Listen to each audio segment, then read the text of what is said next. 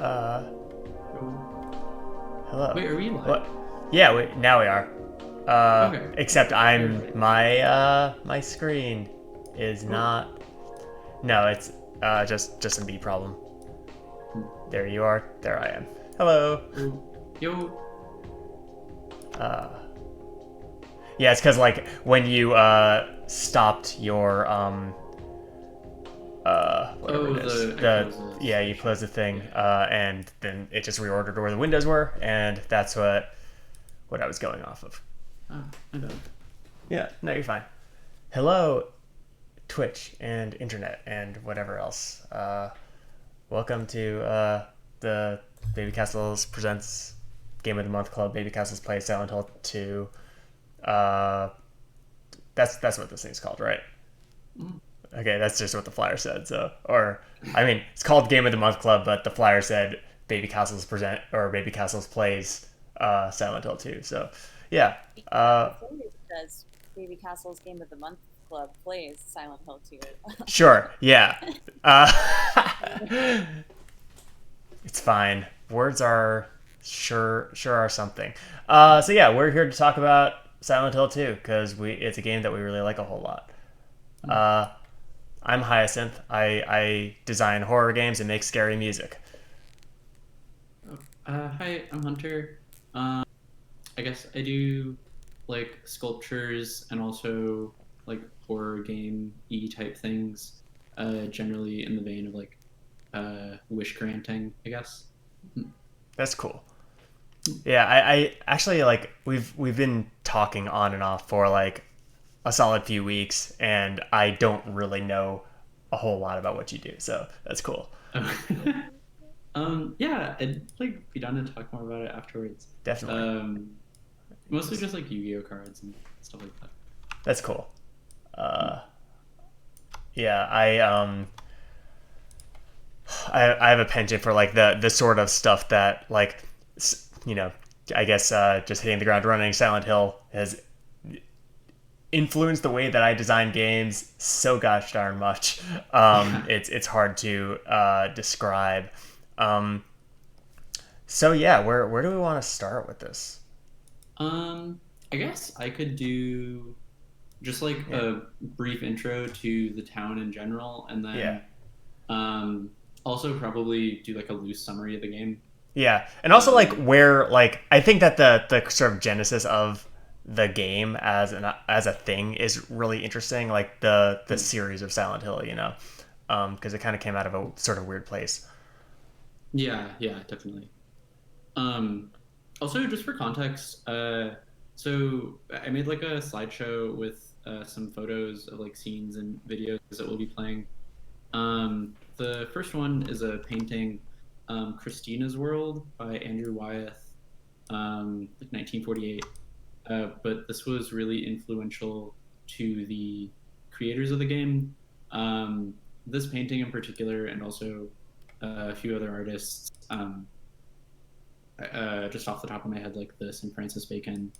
Um, but there's like a lot of like just funny little like references, like paintings or media or stuff, which is kind of fun. So Silent Hill 2, um, or I guess I'll just do the town in general. Silent Hill is like a um, magical space, I suppose, as far as it generally embodies something different depending on who's in it. Um, so, and then also different games going different directions with that. The first and the third talking more about like a cult that wants to, um, I guess, like drive that a certain way, not necessarily control it, but like, push those forces in certain directions. And then the second one is just very much like, uh, without deviating too much from this one person's like experience with the town, and then also like them intersecting on paths of like other people in the town at the same time. Um, Also worth mentioning, there's like some development team shifts. So Silent Hill 1 through 4 is a very different town than Silent Hill after that. But just for the purpose of this talk, unless we explicitly mention otherwise, I think we're just talking about Silent Hills 1 through 4. Or Silent Hill 2, but the town in Silent Hill 1 through 4. And then you could kind of split it into like 3 is a direct sequel from 1, and 4 is kind of a direct sequel from 2 in some ways. Like there are threads, that like speak to that, and then 5 is kind of something completely different. So on, and like they fall off, and generally the sort of assumed upon sort of arc of the games is that like 1 through 4 are like the ones that matter, and then 5 onward kind of fall off in quality. I think another thing worth mentioning, just as far as like general summary and like intro to the series in general, Silent Hill and Resident Evil get compared a lot, whereas like Resident Evil justifies its existence through like Illuminati type things, whereas Silent Hill is just like it kind of justifies its existence through like religion and the occult, but I think something really special about it, and like 2 most so out of 1 through 4, is that it doesn't really justify its existence. It just like is there. It doesn't try and answer questions as to like why this is happening. It like points in certain directions, of course, but like and this is more about like 2 than I feel like 1 and 3 do this a little bit more. They're way more interested in like lore and stuff like that. The way I told Hunter in like one of our meetings prior to this that like when as soon as the games kind of started being like, how did Silent Hill end up this way, I kind of lost interest, because like I think one of the most interesting parts of it is like this just sort of gaping unknowability, and like you don't know why these things are happening, and there is a logic to it, but like you kind of compared it to like the movies Saw, sort of like where there's like a logic but it sucks, or is malevolent, or just uncaring or absent in terms of intentionality is concerned. Yeah, definitely. I think or like something that we're definitely going to get into more later, but just I'm like trying to remind myself not to like deviate too much from 2. But like 2 in particular is all the characters are there to kind of like repent in some way, shape or form, or are also there to like assist in another character's repentance. And then or our like, Laura, like that, she's the only one that's kind of like not there for that. She's kind of there to taunt everyone else who is there for that in some form. That's like something that I wanted to talk about later also, like just Maria is like canonically I don't want to say like a ghost, but not, she's like a tentacle of the town, I guess. Yeah. And I don't know, I think that you could make a case for like Laura being that way as well. Yeah, I kind of always have read Laura that way, but whatever. We're gonna talk about characters when we get there, probably. Right? Yeah, we're gonna. But yeah, so brief history of Silent Hill. Just like magical town does strange things when you're there. 1 and 3 is generally about like trying to bring about like a god of sorts and the things happening because of that. 2 is just you in the town because you and your wife were there. Your wife's dead. You got a letter from your wife. You're trying to figure out what's going on. I think that's good. Like brief history. There's thing. Like a small thing worth mentioning. No, the shift or the reason why I mentioned explicitly earlier, like the difference between 1 through 4 and afterwards. This is like something that Sin and I were talking about a lot also, where like 1 through 4 doesn't really try justifying itself. As far as like Sin was making the comparison to like Bioshock, where like Bioshock will do something smart, but it is like so in your face about it, where it's like um, just like really ham-fisted, where Silent Hill is just like really confident and doesn't feel the need to like explain everything. There's like questions that go unanswered and stuff like that. But after Silent Hill 4, there's a lot of like development team changes, and I'm not super expert on this, but my understanding is they wanted to like Americanize it, kind of, the series, and I think one of the biggest shifts was them like really trying to explain everything, like the lore. Like Homecoming is about very explicit, like here's how Silent Hill got the way it was, and if you were like an offshoot of the town. And then Downpour does something pretty similar, where or it's in Silent Hill, but just like very like here's what happened at this year and before that and before that. And I feel like that definitely steals some of the magic from it. Yeah. Something that we were talking about during the past week or so was that like it's in 1 through 4 especially, you never see the town in a state that isn't like cursed, right?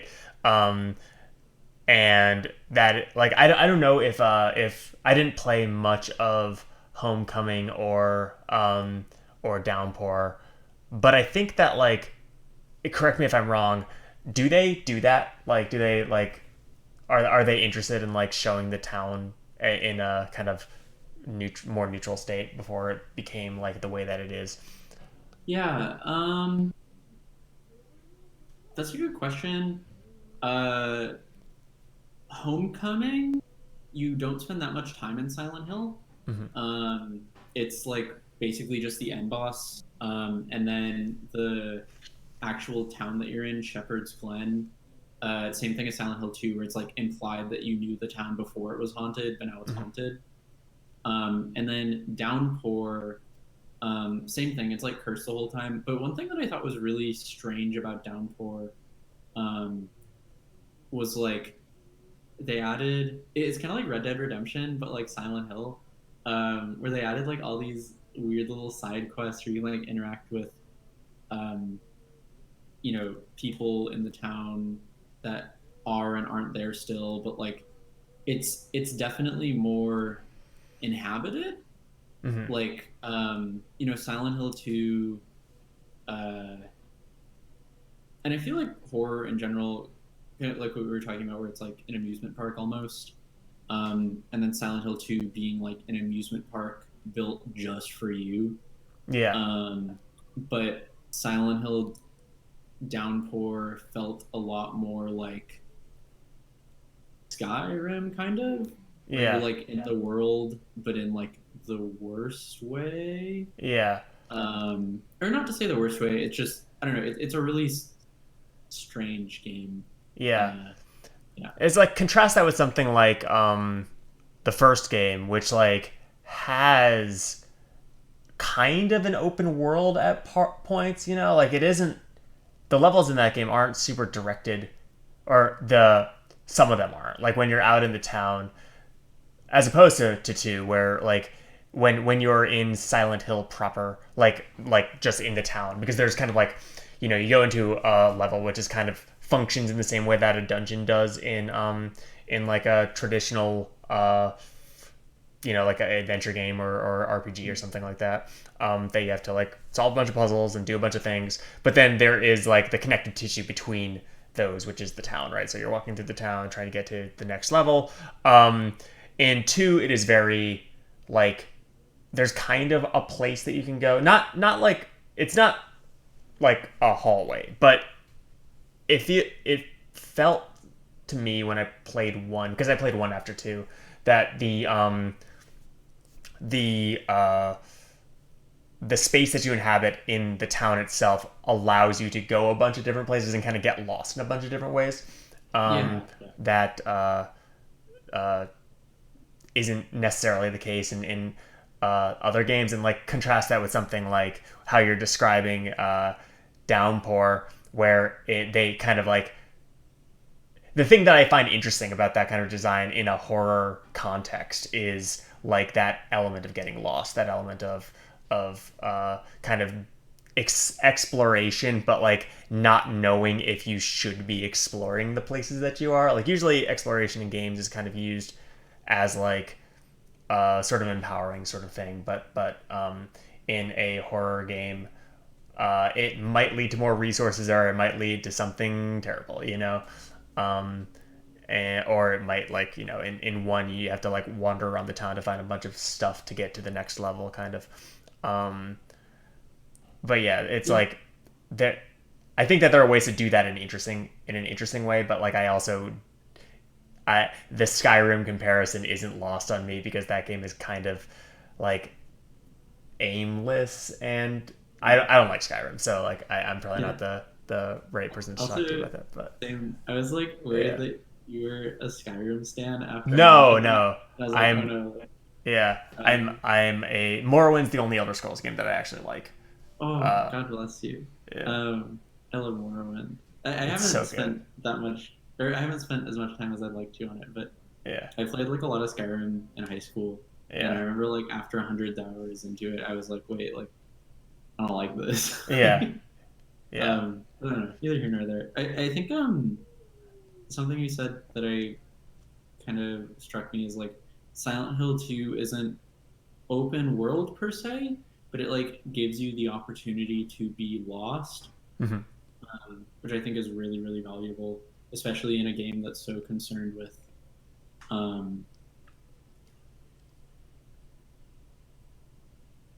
making space. I don't want to say making space, but just like making, I don't know, something in that ballpark.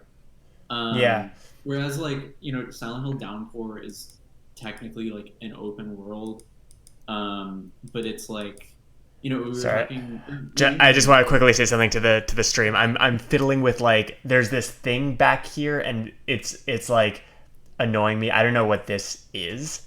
Like there's like some duplicate of the main projection image. So like if I'm turning things on and off, that's why that's happening. I'm trying to find out which stupid thing that is. Anyways, carry on. Sorry. What you were mentioning earlier about like Silent Hill 2, and also just kind of that like era of game design being maximalist in a certain way, as far as like there just being a bunch of objects that you can't really interact with, but it's like you know, it's like decorations, right? Yeah. But in Silent Hill 2, that feels good. There's like empty spaces, and I'm like excited for those empty spaces. Versus Downpour, there's like, I don't know, Downpour feels a lot shinier. Like, I remember, even though going into it, like not being very, very, very skeptical, like being excited to like talk to NPCs or whatever and like look at spaces, but even though it's like open world, none of the spaces feel like realized spaces, I guess. Whereas Silent Hill 2, like, I don't know, one of the things that kind of gets me, like Heaven's Night is one of my favorite places. I wish that they would have done more there, but and like I kind of like that they don't. Like I wish that they had done more there, but like I like something that going back to what I was saying about kind of maximalist design of that era. Like there's a difference to me between like that that sort of way of just having a lot of objects around, and like a, you know, a Red Dead Redemption or like a Naughty Dog game or something like that, where they're like those feel like corridors littered with objects a lot of the time, whereas like games like Silent Hill and Parasite Eve and like, you know, Silent Hill 2. When you walk into a room that you don't have any reason to be in necessarily, besides just to see that it is a lived-in space. There's a lot of that in this game. There's a lot of that in a lot of games kind of from this era. Yeah, I was gonna say, like, I think the difference between 2 and Downpour is like the empty spaces in Silent Hill 2 are like spaces, versus Downpour, it's not even an empty room. It's like it doesn't convince me that it's really a room, if that makes sense. Yeah. Like, is it like it seems too designed sort of thing, or like it's kind of like a tableau or something like that, or like feels like I that? almost wanted to say that it's like an empty room, but like I love empty rooms. Yeah. Like, they're my favorite. Yeah. It's like an empty room in the worst way. It's like not even I don't know, kind of like Skyrim, where there's like tons of buildings you can go into and none of them have anything interesting. So it's like effectively, if you can go in a million buildings but none of them have anything of interest in it, it's effectively like there's no buildings, versus like Silent Hill 2, there's like I think one of my favorite areas is like the little at the beginning of the game, there's like a RV you can go into that has a save point in it. It's just like so strange, and there's like this really strange camera angle in it, and it's like not very important. There's like a save, and I guess it's like a halfway point later when you unlock this one shortcut, but I don't know, I really like how it like it feels habitated, which is another really interesting thing I think about Silent Hill 2, and just like the series in general. But like we were talking about this, where the town feels like freshly abandoned, but then it at like different points in the game it's like more or less abandoned, which is interesting. Yeah. Like, a lot of the cars and like buildings and stuff are a little disheveled, but they're like You okay? my laptop fell. Oh no. It wasn't that bad. I just have it like on a book. They're a little disheveled, but it's not like they're still functioning, right? Yeah. And then where was I going with that? Like the hotel, for instance, the Dark World Hotel feels like it's been there for a decade or something, Yeah. Yeah, and then like I don't know, just like how Silent Hill plays with time, where like the other world for the hotel literally just like ages it 10 years and that's it. Yeah. And then I don't know. I guess the thing about like places being lived in, actually maybe worth bringing up the like whole here thing.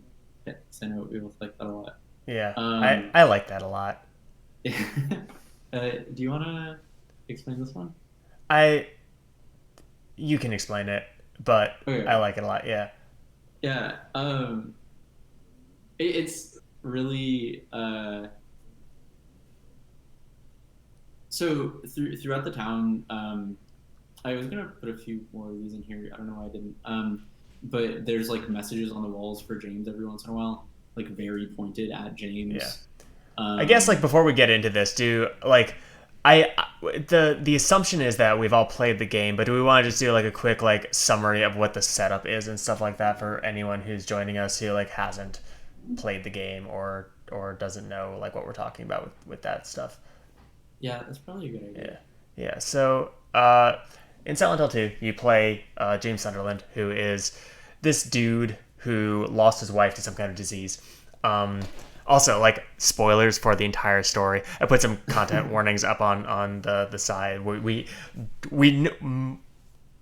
are gonna, try to not like dwell on these things too much, but it will probably come up in some way because there are characters that have like Silent Hill is a town where people's traumas are made manifest. So like there's a lot of this, and we're gonna play through one of the endings probably. So which has some suicide and has some like woman dying of a disease in it. So just be warned. I'll say when we're gonna do that, obviously. But so you play James Sunderland, who is just a guy who his wife dies of some kind of disease. It's never really specified what it is or anything like that. And again, that's another one of those instances of the game just not caring. It's like not interested in filling in all of like the little like plot details and stuff like that, because it doesn't really matter to the story, right? And then 3 years later, you get a letter from her saying, "Hey, come to our special place in Silent Hill." Again, like we were saying, a lot of the early Silent Hill games do this, and like I guess all of them do this kind of interesting thing where like a character has known the town before it was like this, but now it's like this, and so when you go there for whatever reason, the town has a way of like calling people to it.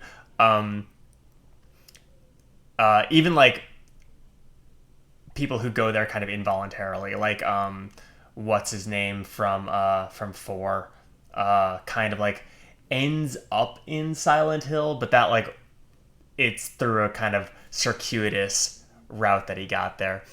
There's some interesting stuff in 4, I think, but where this isn't about that. So but yeah, so you come to the town and you're like, this is weird. I guess I'm gonna go try to find my dead wife. And that's kind of the setup for the game. You just arrive in town, you have a sad look in a gas station mirror, and then you run off into the fog, basically. And yeah, as you were saying about the holes and the messages and stuff. Yeah. Also, like one small addition. Something else I think is relevant is like once you're in the town. Silent Hill 2 kind of does this, but the other Silent Hills do this more explicitly. You're like trapped in the town until you leave. And then like the later games even make allusions to like when you're in the town, you have to play by the town's rules. Yeah. It's really interesting, but like... Yeah. I kind of don't like that stuff. Like I feel like it's more interesting when it's, again, kind of like left up in the air as to like that there even are rules, you know? Like that's the thing that I think 2 does so well, is that it doesn't ever call attention to the town as kind of a sentient organism, which is like a thing that we're going to talk about in a bit probably. But but I was gonna say I would still argue that 2 has rules. It just is. It does, but it doesn't like. There's never a character really that says like you have to play by the town's rules or anything in so many words. You know, like it totally still has rules, but. I think, actually, I wonder if there's anything stopping you from, like, going back to the entrance in 2. I haven't checked that. Yeah, I haven't tried that either. Like, a lot of the later games, there's, explicitly, like, at some point, the road you come in on, like, breaks off. Yeah. And into, like, most of the roads leading out of town or whatever are, like, completely, there's just, like, a crevice. Like see the bottom. The contrast my not liking people being annoying about that sort of stuff explicitly with I really like those crevices. Like I like just like looking out into the oblivion nothingness that like is where I came from or something, you know? It's just like very spooky, I think. Yeah, definitely. Also like I don't know. I really appreciate, like, this doesn't bother me as much at the moment, but when I was a kid, it used to bother me when there's, like, a door. It's like, oh, like, you need a key to unlock this wooden door. And it's like, my character's holding, like, a sledgehammer. Like, I could just, whatever. But, and, like, Silent Hill does that a little bit, but I really like the crevices where it just, like, really is, like, hey, like, there's no land here. Like, don't worry about it. Yeah. Just chill, bro. Yeah. And like that, we'll talk about how space works in Silent Hill also, because it's weird, you know. Yeah, or not to like bring it up right now, Yeah. but the first thing I thought of when you were talking about rules is like the whole motif. Yeah. Um, yeah, Yeah. Do you wanna finish talking about the messages that are left for James as you go through it? oh yeah, sure. Yeah, because Thank you. I paused to talk about what the game is about, but Oh yeah, no worries. Yeah, the messages are um, let me bring it back to that one. Slide is that mine?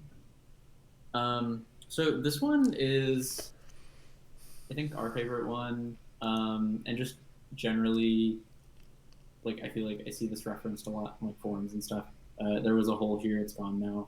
There's also like a hole motif in Silent Hill, which we'll talk about later, or Silent Hill 2 specifically. yeah, But there's other messages in the game. Like, there's one pretty close by this one where it's like, I'm gonna paraphrase it, but it's something along the lines of like, uh, I know you're looking for Mary, and you're like trying to Mary's dead James, but like you might not be going to the same place that she's at or something. So yeah, it's like Mary's in heaven, James going to hell, and then um, there's another one right near the RV and the shortcut where it's like, um, from the darkness arises a nightmare or something like that. yeah, Which is like, all pretty standard like horror stuff. But the really interesting thing, and this is also in like other notes in the game, like for James, is all these notes are written explicitly for James, while also there's like other people in the town as well, which is really like strange to think of as far as um, you don't see the other characters like pop up every once in a while, but you'll like see them in one space. You don't really see how they get to those spaces, if that makes sense. And then we were there's kind like of talking. Oh, sorry, go on. no, you're good. We were kind of talking about the other night, like what the kind of relative like realness of like ranking the characters by how likely they are an actual human person, and not just like a finger of the town or something like that that's there to like mess with James. Yeah, there was I think Syn linked something to the Facebook group. There's this old story. Uh, oh gosh, I'm gonna blank on the name. I think it's by Poe. Follow the Um, House of Usher. yeah, thank you. That's the one that I linked or Um, mentioned. yeah, yeah. And I always like read that as like, well, Follow the House of Usher is just like classic haunted house thing, but the two like people in the house I always read as like actual like tentacles of the house type Mm-hmm. thing. Um, and I think in the same way, Silent Hill, Maria like very explicitly so. Um, Which we'll but get like I to. don't know. One thing I always think about is like right before the Angela boss fight.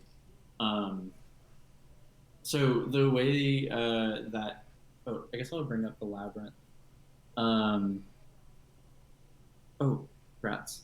So the way that the devs do like storytelling a little bit towards the end is like paper or like newspaper clippings, um, and then you can see like read about the other players' experiences, like how they got to Silent Hill.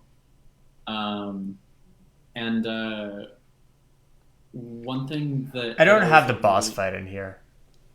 oh yeah, that's fine. Yeah, I okay. was just playing it for Yeah. the context. Okay. Cool. One thing that I always like struck me as really interesting is Angela alludes to like reading about your newspaper clippings Mm-hmm.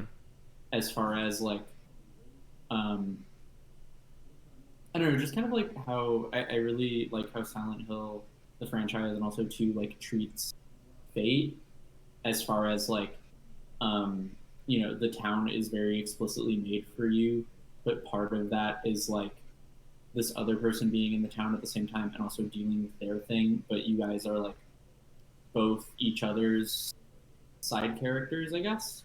Yeah. Um, like everyone in the town has their own stories and like their reasons for being there and stuff like that, except for maybe Maria. Um, Yeah.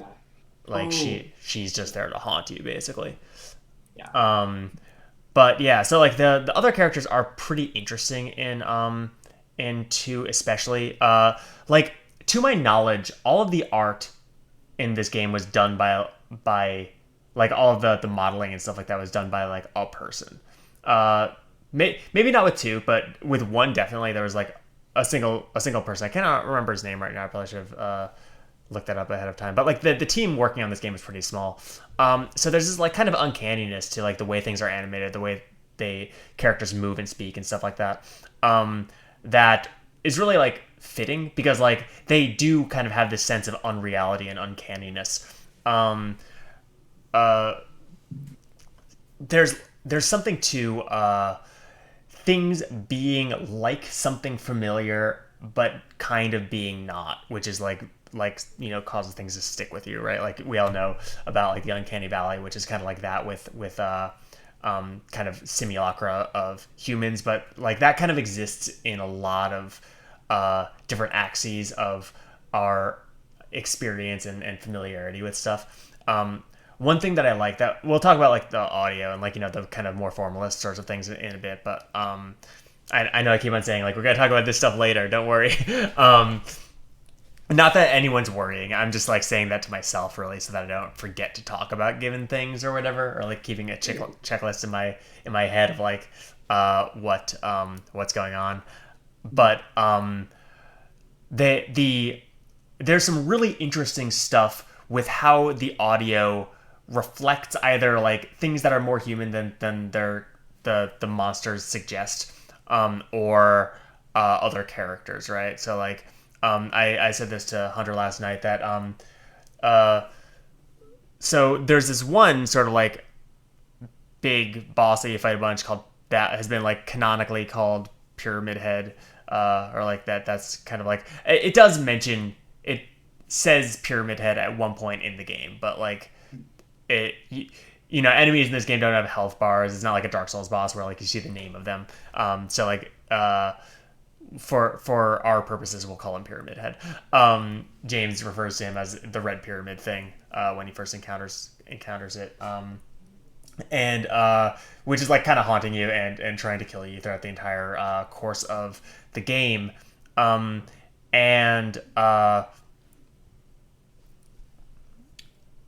And when in the first fight with him, he has this big knife that he tries to just like whack you with. And he has this like really horrible sound that he makes. That's kind of like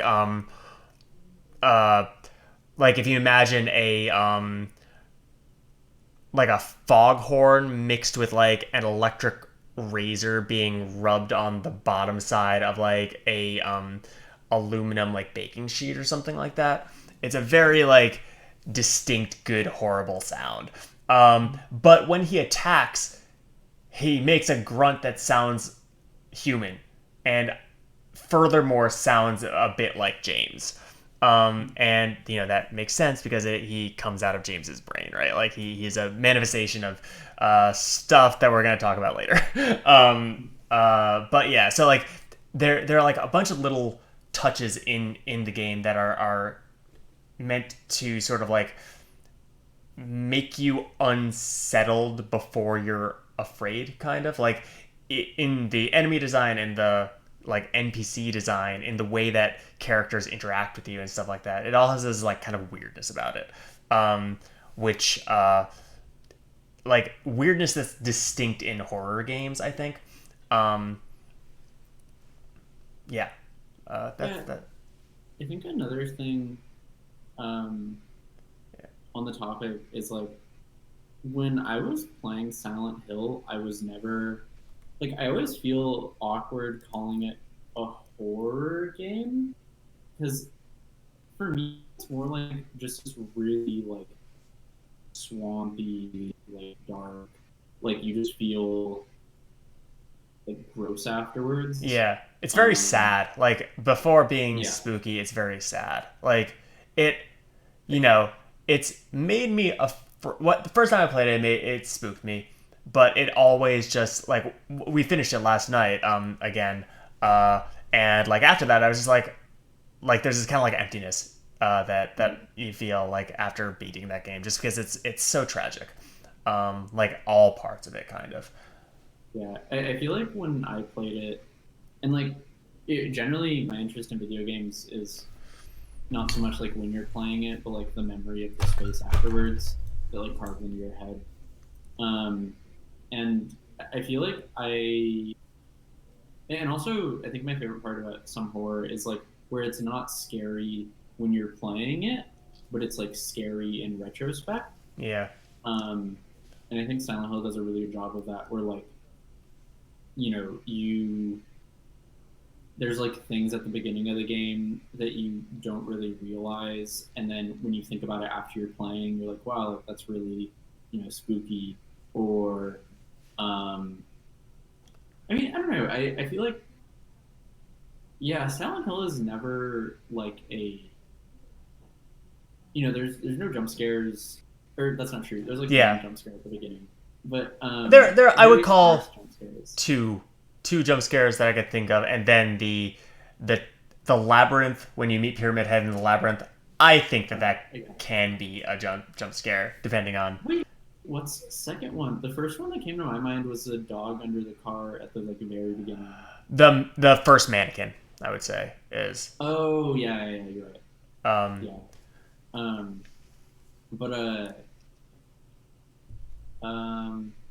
Oh yeah, so, I don't know. I feel like Silent Hill is more of just like a whenever I think of the game, as far as like how it feels, it's just very, very depressing. Yeah. And not depressing in like like this is sad kind of way, but like depression kind of way. Yeah. It's just bleak and hopeless. Like by the end of 2, you are like waist high in just like rising water, as you make your way up to the final boss. Yeah. Final area is so good. I'm really excited to get to play it later. Yeah. Another thing I wanted to mention regarding how Silent Hill like works in memory. Like something that I was thinking of is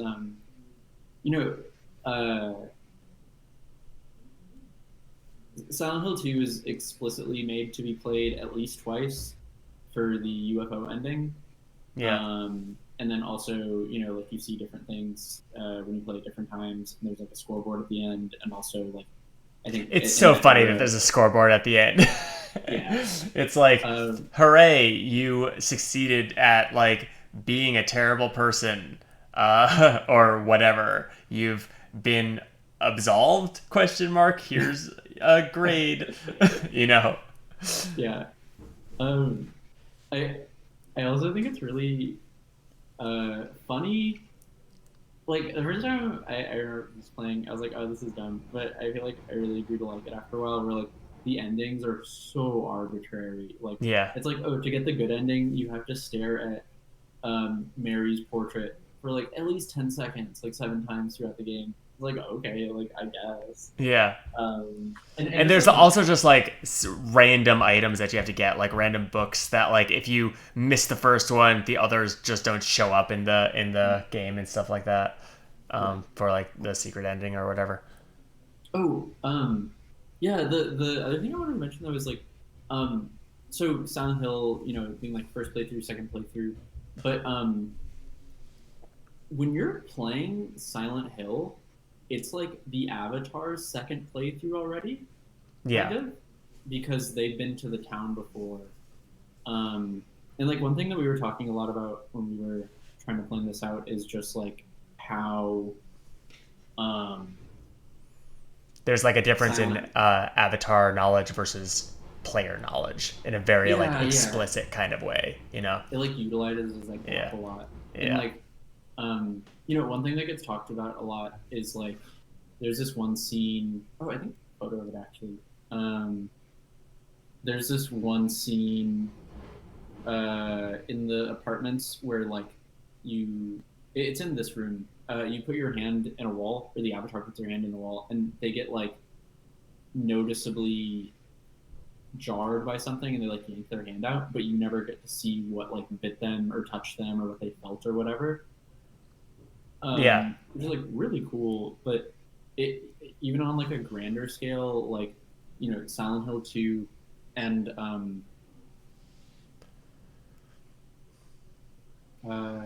yeah, I think just Silent Hill 2.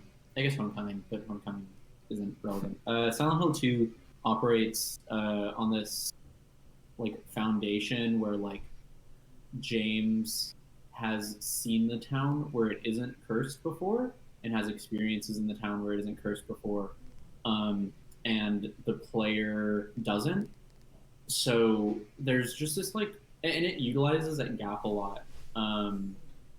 Also, like, I guess like most Silent Hills do that. You never see the town before it's cursed. Yeah. But the Avatar always does, and it utilizes that like gap in really cool ways sometimes.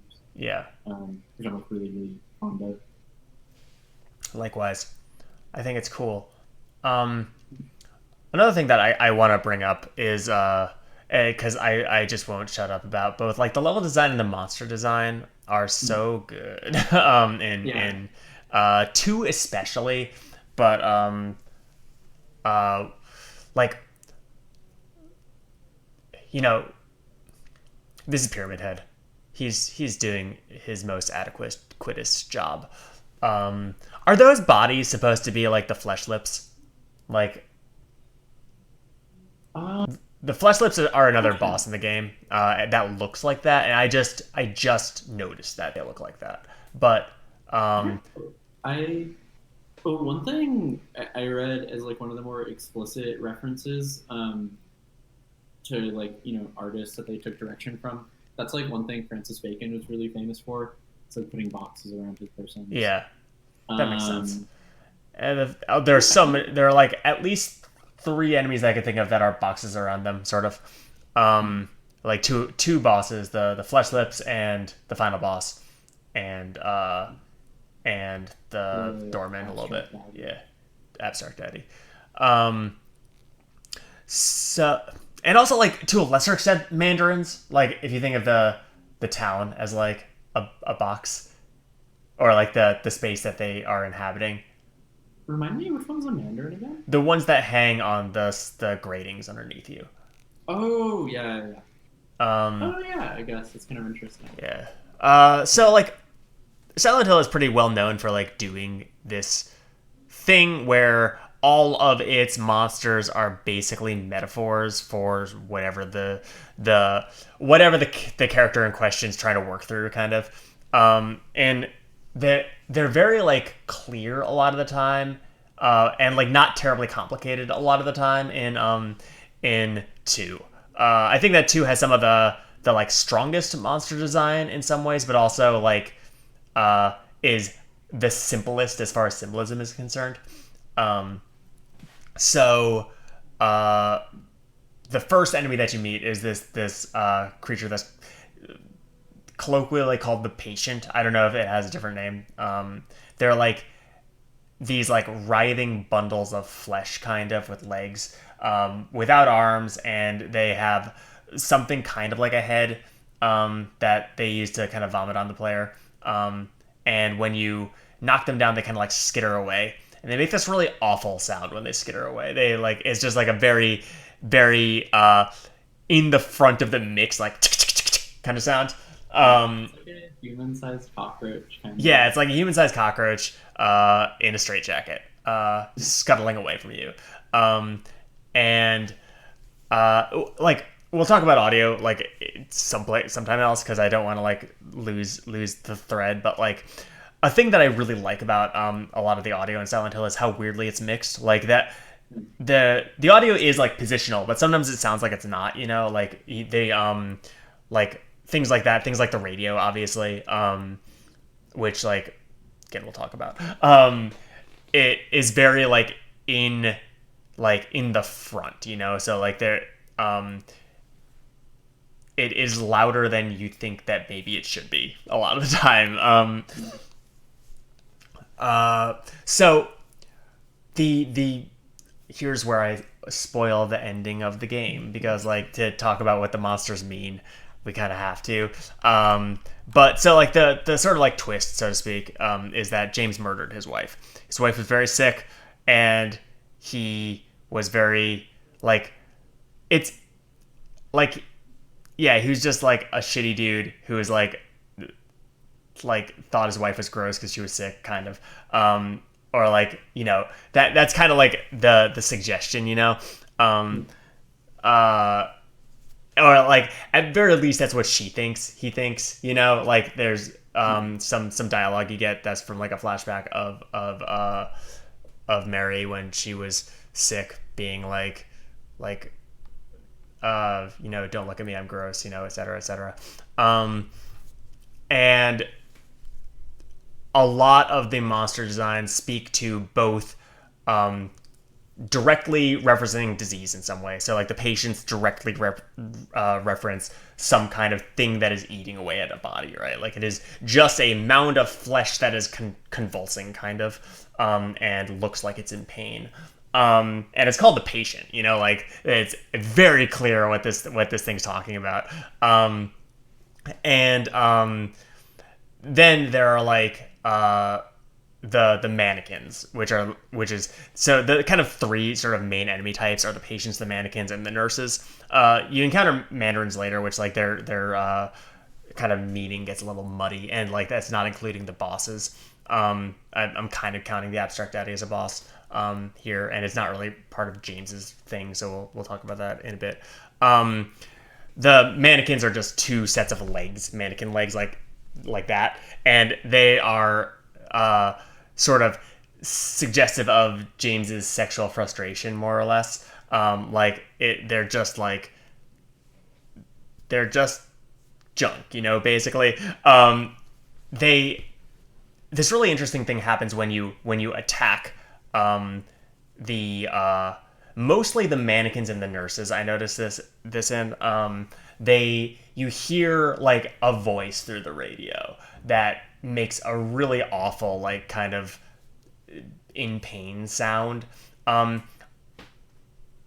thing that I think is notable about the monsters, besides like their kind of symbolic nature, and they're kind of like, you know, ephemerality isn't the right word, but like they exist in sort of this transitory state for the player, where they're like, they exist to James, you know, and like we could talk about the metaphysics of what Silent Hill is doing, but like again, that's not really something that I super care a lot about. But they sort of like operate like ghosts, right? They are here to haunt the player, but at the same time, as Hunter was saying, they are kind of like fingers or tentacles of the town in a lot of ways. This kind of comes out of like I read Silent Hill as kind of like an extension of American haunted house stories, but kind of through a Japanese lens. And I was going to talk about that, but we spent a lot more time in the beginning than I had intended to. So, and we kind of talked about all the things I wanted to talk about with that. So yeah, like they make this really like wretched sound when you attack them. That is like very good, you know, like it sounds like good in kind of like air quotes sort of way. It's like they sound like they're in pain, you know. A thing about the monsters in this games especially, but most of them, is that they're extremely pitiful a lot of the time. Like, as far as the kind of normal enemies go, I think that the abstract daddies are the only ones that are like threatening, you know. The rest are like sunken and sad, and they you know, they pose a threat, but they, you know, the patients like skitter away, as I was saying, when you knock them down. They aren't like capital M monsters in that sort of way, because they are they're coming from the unconscious of what basically amounts to a shitty, pitiful dude, you know. So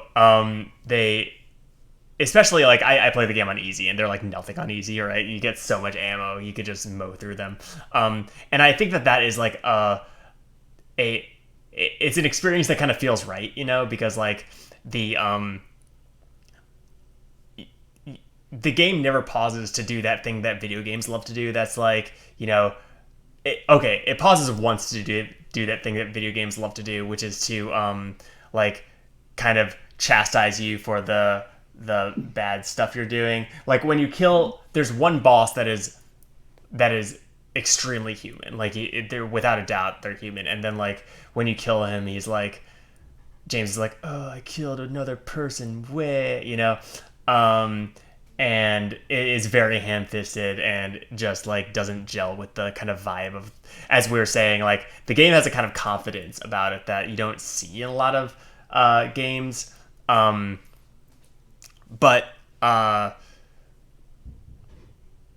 so like that's the only time that it really does that.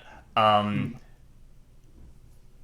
trying to think if there's anything else that. So the Mandarins, I don't really know what they like represent, but they're these like, they're very scary. They're the only enemy that I think is like out of the regular enemies that's like really scary, because they hang underneath like grating that's on the ground. There's a lot of Silent Hill loves grating, like they just pave the freaking roads with sewer grates basically. And these creatures hang underneath them, and they like monkey bar to you, and they like, there's this interesting phenomenon that happens with a lot of the bosses, or not just the bosses, the all of the enemies, a lot of the enemies in a lot of the Silent Hill games, where it is unclear how they are hurting you, like the abstract daddies, which is the one that we're going to talk about in a minute, that's the easily the heaviest boss or heaviest enemy. It is a boss, and then it becomes a normal enemy to talk about. And again, content warnings over there.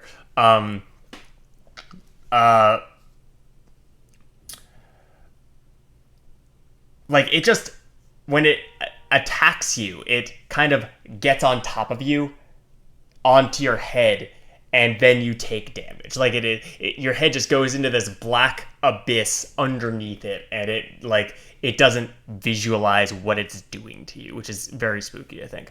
The Mandarins kind of function similarly. Like they vaguely have like spikes or something that they're shooting out of their hands, but like it's so dark a lot of the time, and you're running over them so much that like it's hard to tell what exactly they're doing. The closers in 3 are another monster that comes to mind. That was the thing that got me hooked in Silent Hill, was like seeing a closer for the first time, which are these like big fleshy creatures with like this twisting lump of flesh as a head and like big bulbous hands, and again, it's unclear like how they hurt you a lot of the time. Sometimes they just hit you, but sometimes they like do something else with like their hands, and it doesn't really make a ton of sense. Another thing that I really like about a lot of the monster design, and I was telling Hunter this, that like I kind of checked out when 5 was Homecoming, right? Yeah. Okay, yeah. When Homecoming made the monsters like explicitly have like faces and like weapons, like they had like teeth now. They had like things that are scary when an animal has them or whatever. And to me, that's not how Silent Hill monsters are scary. They're scary because of like both what they're indicative of and like that kind of unknowability factor. They also just sound horrible. Like the way that a lot of the sound design works in the game is that you have a radio that just plays static when you are when you're near a monster, and the static, what it sounds like is like someone is communicating to you through a busted radio. So like you hear like screams or like like fleshy, squishy sounds or whatever, depending on the kind of monster that it is coming through the radio as well. And that's where like the where I said like you hear voices in it when you hit them. That also sounds like it's being broadcast through this radio. It's a really like interesting and spooky way to deal with a lot of that, I think. Yeah, I was gonna ask. Yeah, sure. The Mandarin, did they reuse that enemy in 3? So the closer is basically a Mandarin, but like above ground. So there's like a bunch of like fan theories and stuff like that around like why that might be the case. The closer is very, it's way more significant to Heather than the Mandarin is to James. I think. Do you know what the Mandarin like means, for lack of a better phrase, like? Because they're like the only monster that like I'm not sure what it is suggesting, you know, like just that like sadness, maybe just like they're underground, kind of locked underground and can't escape. The area where you discover the Mandarins, where it's like the bridge between the second part of the town and the first part of the town, I thought was the weakest part of the game, one of the weaker parts of the game. Yeah. As far as it just felt, it feels a little perfunctory. Yeah. Also, like time crunch-y. Yeah. I wouldn't feel safe saying that and like confidently, as far as I'm sure that like somebody's looked at interviews and stuff before, but the first part of the town is like noticeably more fleshed out than the second part. Yeah. And I don't think it's for any I don't think the second part is like barren for any good reason. I don't know. Yeah. I feel that there's different readings on that though. Yeah. And like that, as a game designer, my guess is that like, yeah, it probably was like, we need something here, but like we don't have a lot of time left. That said, there are some like interesting places. Like it's still like, it still feels cohesive, you know, because there are like parts of towns that feel different than one another. And I would say that like the stuff in the second part is like of a kind as the stuff from the first part, but like, you know, there's no like Heaven's Night in that part. There's no like what's his name's bowling alley. Like there aren't those kinds of like little incidental places that you can go inside. Yeah, they've also probably like, now that you mention it, and also going back to what you were saying earlier about like the maximalism, like they probably spent a lot of time doing the insides of those. I think the thing that I really missed about the second part of the game is just like the side alleys and like the possibility of getting lost. Yeah, there are like two streets there. Like once you hit that point, there's like two intersections maybe. You know, there's the Nathan Avenue one and there's the Saul Avenue or whatever, like little junction thing, right? I don't remember the street names, but I just played it like the other day. So that's like really, or just something small I wanted to mention about the audio, and also wanted to ask for your thoughts on. Sure. I think I've like mentioned it once before briefly, but one thing that Silent Hill 2 does, which I'm like not sure how I feel about, is like random encounters, but with audio. So like, for example, for chat, like there's this one stall door in a bathroom in the hospital, and when you walk by it, there's like a, I don't remember the specific odds, but like a 1 in 20 that you'll hear, or it's like if you knock on the door, there's like a small chance that somebody will knock back. There's another one in the end in the hotel where like there's a door you walk by where you can hear like crying from. there's this one in the apartments where like you can hear heavy breathing down a certain hallway. That's like Yeah, there's pretty also common. like a voices that you hear there sometimes, and like Yeah. what they say has been contested by like people who play these games, but like there's a enough of a chance that there are a bunch of different things that it could say. Like these games do that.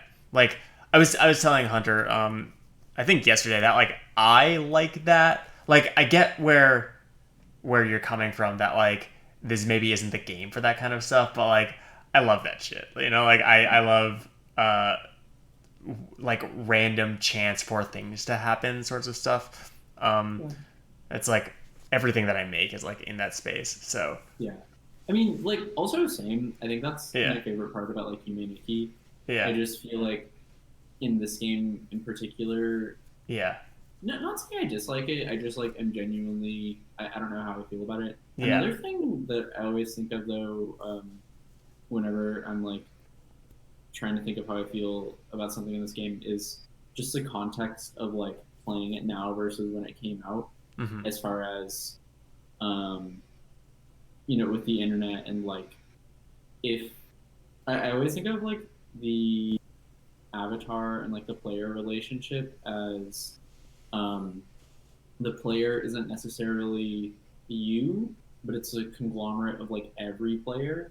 Hmm. Um, and in that sense, like if there's a 1 in 20 chance, even if you don't experience it personally, the player as a whole still does, because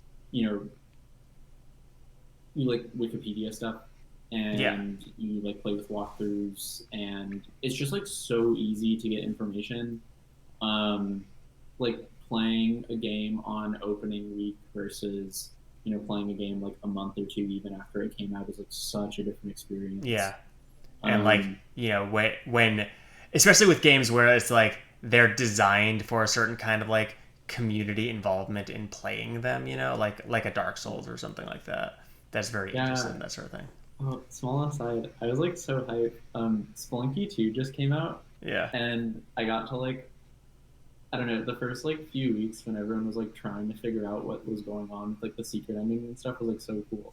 Hmm. And I'm really happy I got to experience that. But, like that's one thing that I always think of, where like, um, I really wish that I could have played like Yume and Nikki before there was a Wikipedia for it. Yeah. I also think a lot about like like rumors with like Pokemon, Yeah. where like, oh, if you like walk backwards 300 steps and turn left, there's like a volcano or something like that. Yeah. Like, and you just like that stuff doesn't really work anymore because it's like so easily debunked. Yeah. But I don't know. I It's feel small like, side. yeah, like, not to go too deep down this rabbit hole, but like I think that they're like, as designers who want to make weird stuff, um, like there's something to knowing that and designing for that experience, Yeah. Um, uh, like it is a different thing now, but like I'm very interested in like making games that like feel mysterious in that kind of way. Mhm. Um, anyways, Yeah. uh, Maybe. Uh, yeah, like how's chat doing, Flan? Hey, chat is doing good. Um, one person asks, there's a crying prisoner, right? Yes. yeah. Yeah. The crime prisoners. There's also a bunch of like cool drawings in the prison. Yeah. Prisoners are really interesting. Yeah. Yeah. There's like, yeah, like Also, there's you can kill the prisoners, but they won't aggro you like ever. Um, or the like radio goes off, but they yeah. won't hit you first, if I remember correctly. Yeah. There's that one room in the prison where like you get locked inside of it, and then there's just static everywhere, but like there's nothing there. I always think that that's kind of a jump scare, and is kind of Yeah. like stressful in a kind of way that the rest of the game isn't. Yeah. Also, This might have been something that you already covered, but earlier Otis was saying that they were really interested in the topic of space and how space works in Silent Hill. Yeah. Um, I would love to talk more about that. yeah. Yeah, we should talk about the holes. Yeah, let's talk Like, about the holes. So like one of my I always go back and forth as to what my favorite level in 2 is. It's like always a toss up between the historical society and the hotel because they're both fabulous. But a thing that the historical society does so cool is that it screws with space in some really interesting ways. There's a very obvious way that it screws with space, in that you want to pull up the yeah, I was gonna video. say, Yeah. maybe which one do you want to watch first, the historical The society or the prison hole? the historical society, I think. I count the historical society as being like historical society prison labyrinth, like that. Whenever I refer to the historical society, I'm kind of talking about that as a unit, you know. But yeah, so like there's this stairway that you find in the historical society that just goes down for a solid like minute, and then when you so this is like this also like isn't done with any kind of like scripting trickery. It's just a really long staircase. Like they just made a long staircase, and uh, once you get there, then you start finding these holes that you can jump down into, and you do like 7 of them. It's like one of my favorite tropes in horror is when you are when you're at like the furthest point that you feel like you can go down, and then you find a way to go down further, you know. Dark Souls does this really well. Also, IMHO, Dark Souls is a horror game, don't at me. But yeah, so like you find like 7 holes that you can just jump down into over and over and over again, and you just keep on going deeper and deeper into the earth until finally you get to this courtyard in the prison, and like you go like outside, even though you're like miles and miles under the ground supposedly. So here's the first one. Just like funny aside about these holes also, is that you can see James like getting more and more comfortable with diving into these seemingly bottomless gaping abysses. Like the first time, if you wanna just roll it again, Yeah. roll the clip. Yeah. 1 second. He like hesitates in such a funny Yeah, way there. yeah, he hesitates in such a funny way. So like yeah, he just like looks down, and then the camera does this weird thing, and then like he like tries to see it further, and then amps himself up, and then finally jumps in. By like the 6th one, he's like whatever, in, you know. And yeah, like so you'll do things where like that's like a very obvious thing is like you go from like deep underground, and at the end of the labyrinth, which is like the 3rd part of the kind of historical society trifecta, you just walk outside, like just back onto street level, you know. So it's like that's a very obvious way that it messes with space. I didn't get any footage of this, but there's a part in the prison where you walk through a door, and then you see a hallway, like a cell block where you just were sideways. That like really hammers home, but like it's very subtle. It's not obvious at all. The camera does this really interesting thing though, where it is kind of behind it. So like, I do want to talk about the camera stuff a bit, but let's finish talking about space. Like the way that the pieces of buildings and stuff like that are put together kind of make no sense a lot of the time. Also, like another Yeah. quick example, at the very end of the hotel level, where again, like most of Silent Hill is very subtle, for lack of a better word.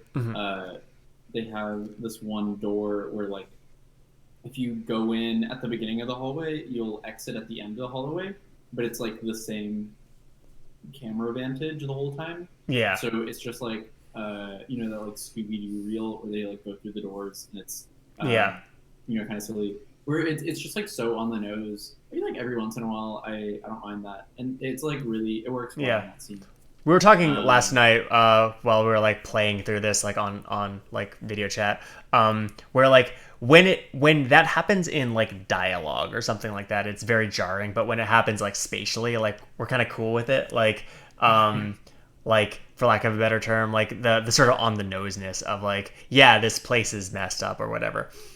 Something that else that it does, because of like things like that, things like that are so few and far between that like, and this is kind of like a more formalist, like less like lore or like not lore, but like less narrative, and less kind of diegetic, right?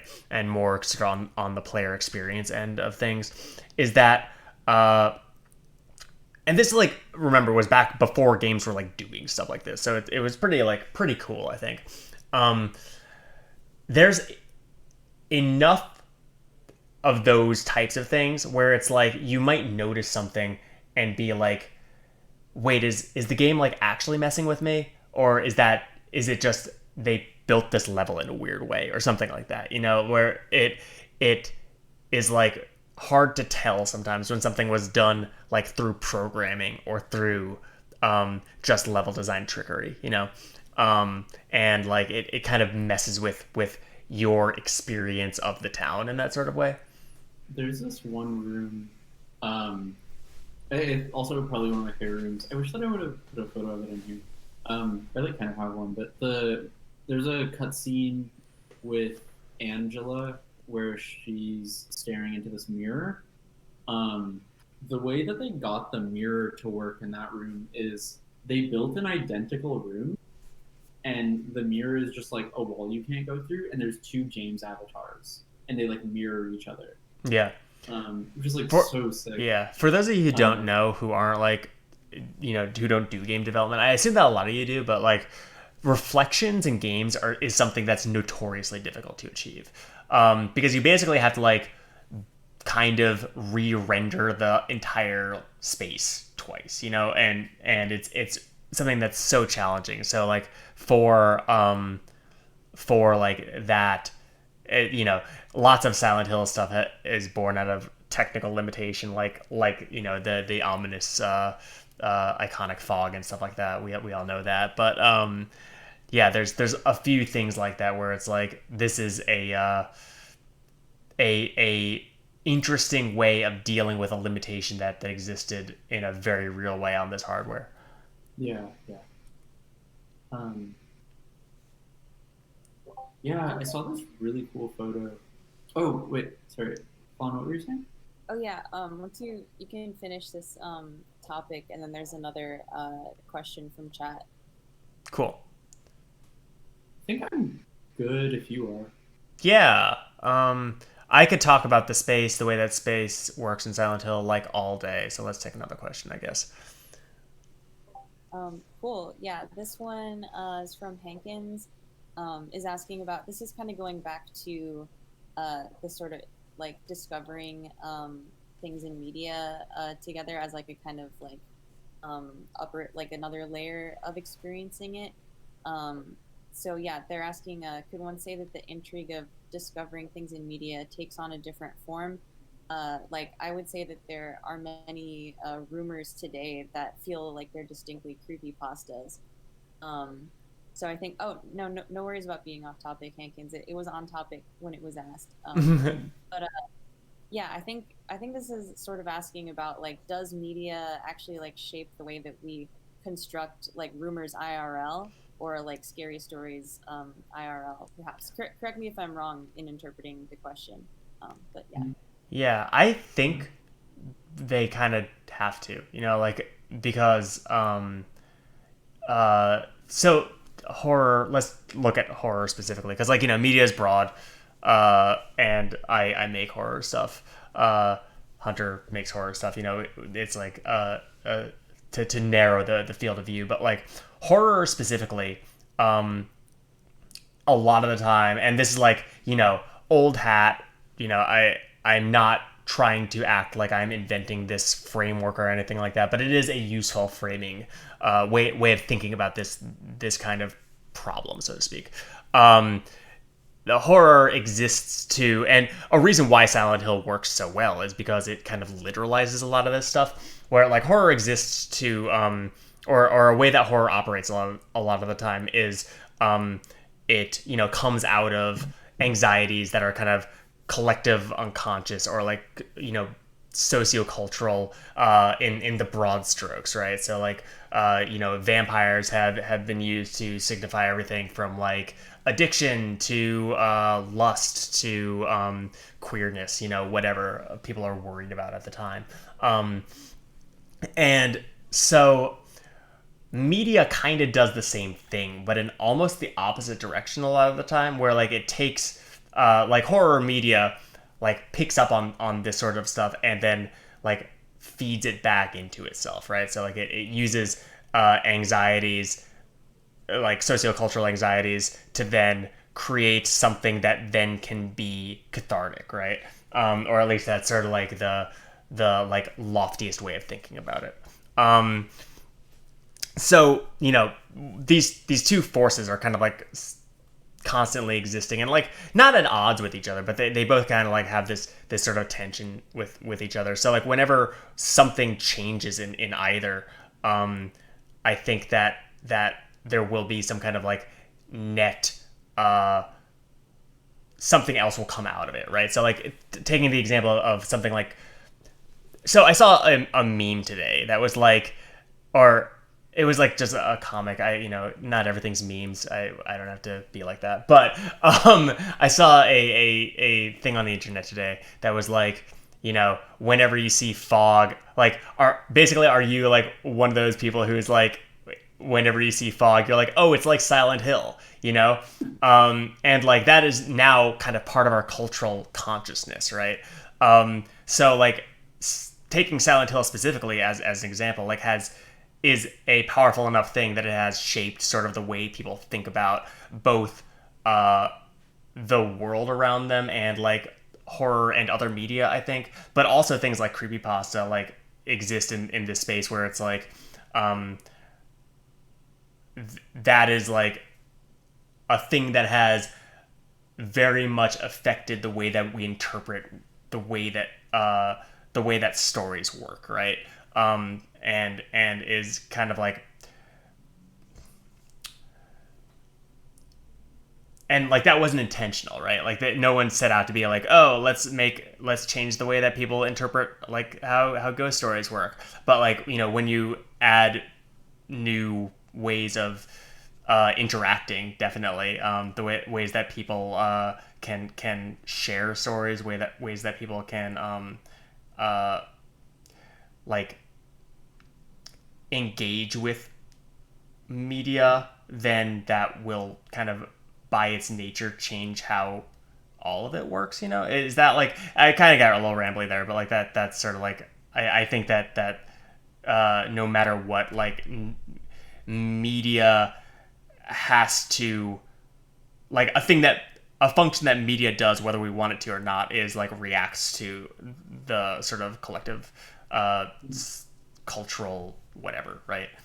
I would argue that with like creepypastas, even it's like a new method of consumption, whereas like the internet makes things really interesting as far as like so many. I don't know. I saw this thing where it's like instead of you know, post internet art, it's like post art internet, where it's like things are so different now, where it's like, you know, there's like classical and then like prehistoric and then like post internet art. But I don't know. I think the alternate methods of consumption are really interesting. First thing that comes to mind is just like weebs.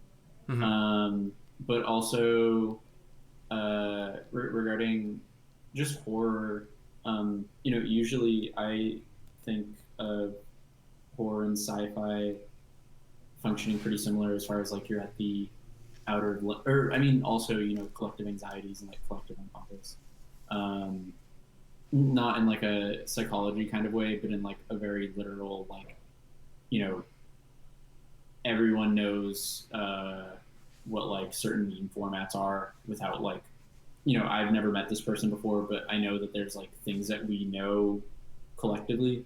But I think another function of horror and sci-fi is just like, you know, kind of not pushing, but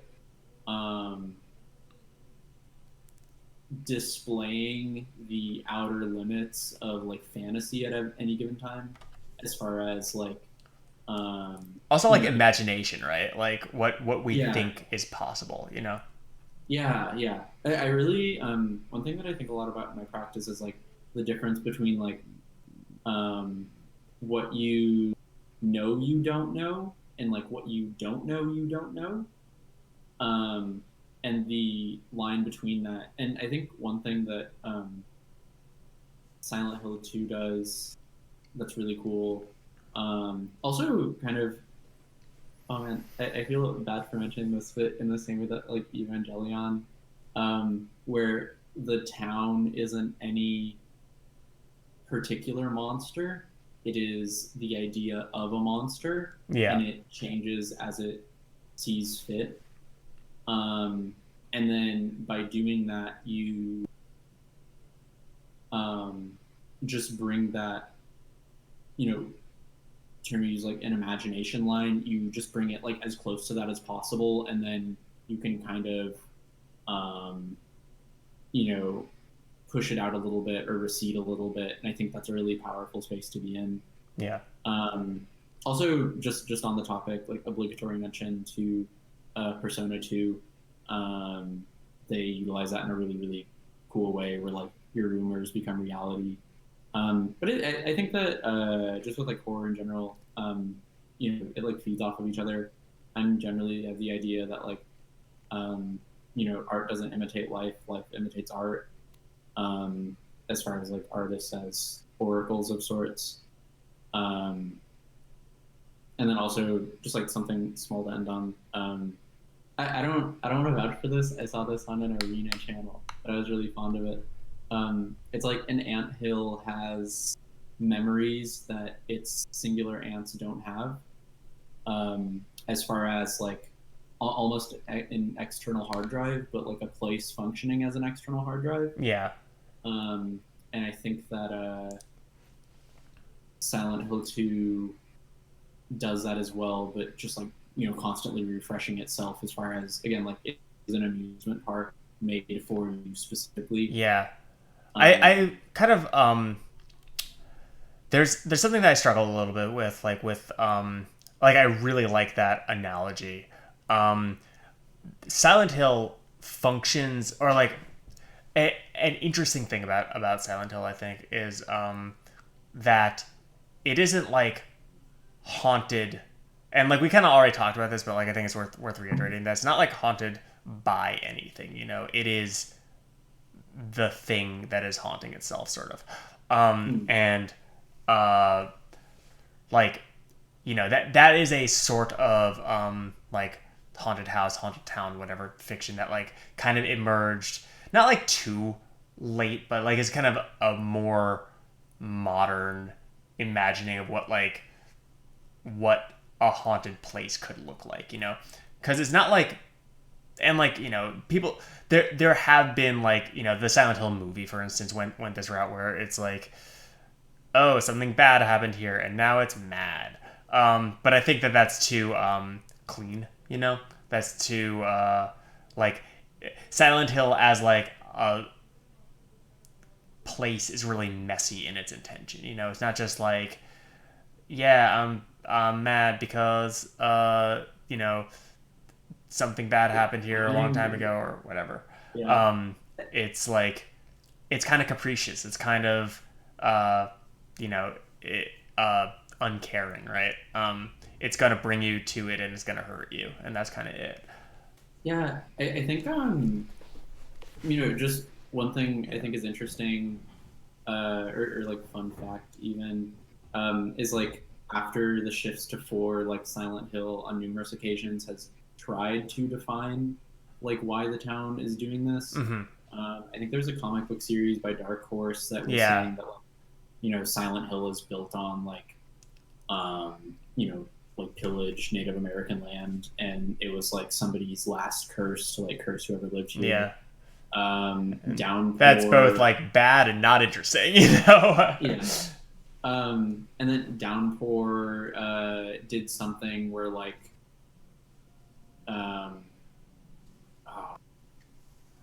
something about like the lake, and then I know like 3 and 1 try to be more, even without, you know, giving really specific answers. There's, you know, like, oh, these are the gods and they function here.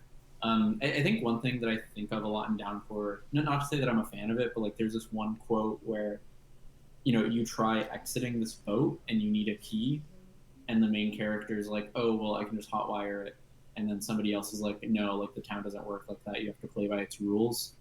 And then kind of going full circle to what we were talking about earlier, like, you know, Silent Hill in the first 4 still has rules, but it's a game that is very literally like ineffable. It can't be comprehended or described kind of in like a, what's the word? I don't think this is the right word, but like sci-fi horror kind of way. I mean, like horror. Cosmic horror-ish. Cosmic horror adjacent, at least. And I think, I don't know. Maybe if I could get in, there was this one thing I wanted to mention just about, like, justice and like judgment in the town, where, also, as a note, we have like 20-ish minutes left, so do you want to like transition from here, if there are no more questions, to like beating the game?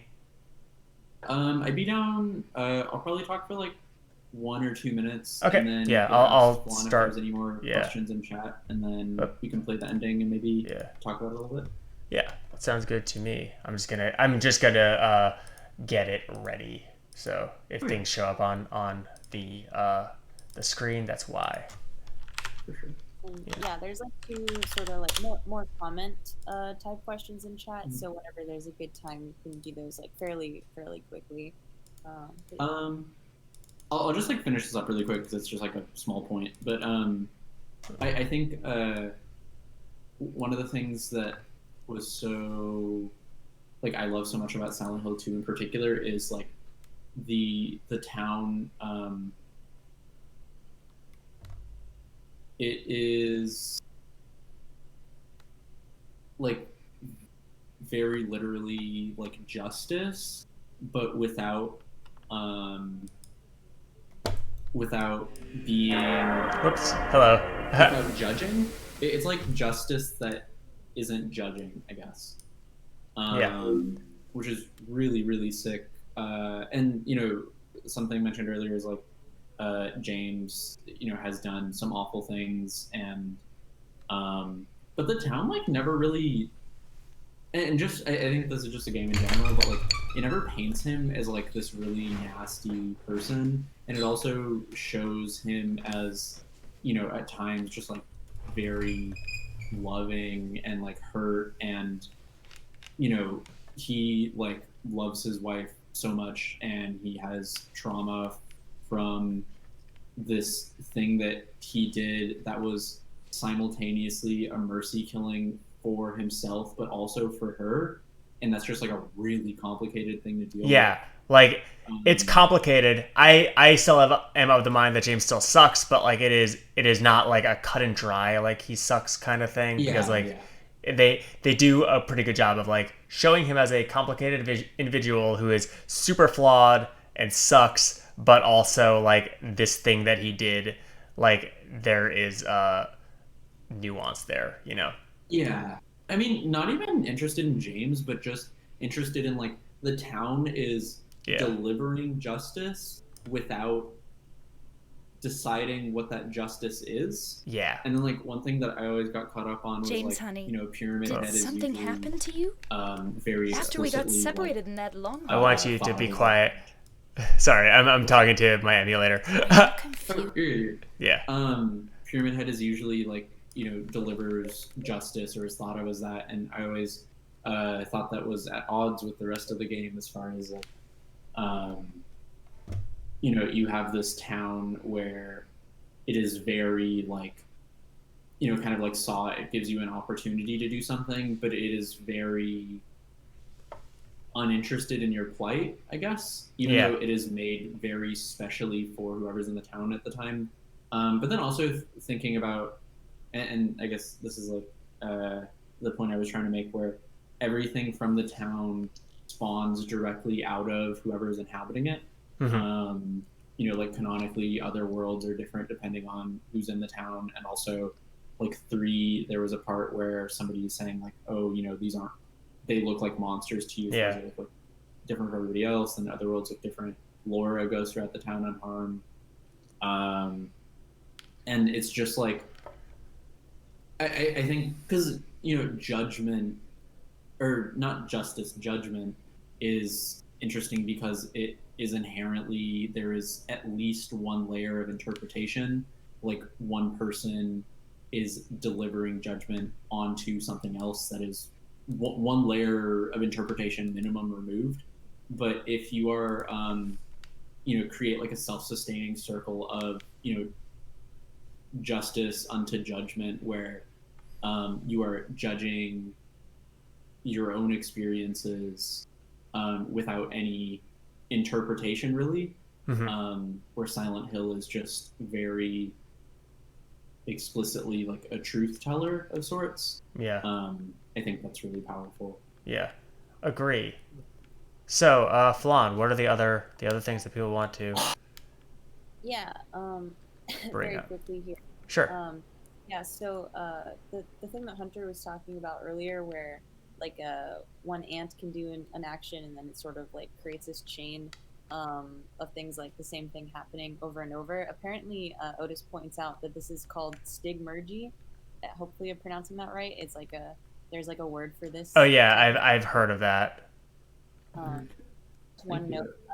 Next note. This is Hankins kind of wrapping up the thoughts about sort of collective rumors and narrative in the online world, and just saying there's a fascinating tension between the internet bringing so much more knowledge, but also corresponding unknowability of its vastness. And also interesting to think about how Silent Hill has evolved, or how it's failed to evolve with changing technology.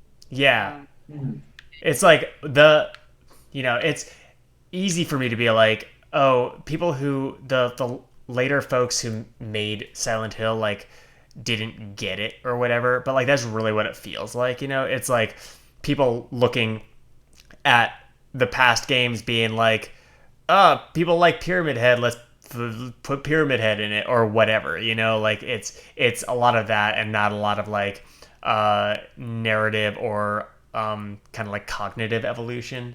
I think that if Silent Hill was to change, it wouldn't be like better rendering isn't going to make it better. Like it thrives in this like weird kind of lo-fi, uncanny sort of space.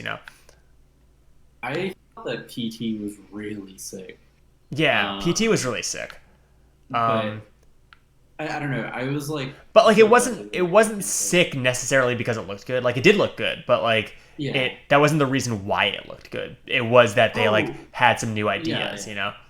Sorry, I was only mentioning as far as I think Silent Hill's possible without lo-fi aesthetics. It's possible outside of the time in which it was good. No, I totally agree with that for sure.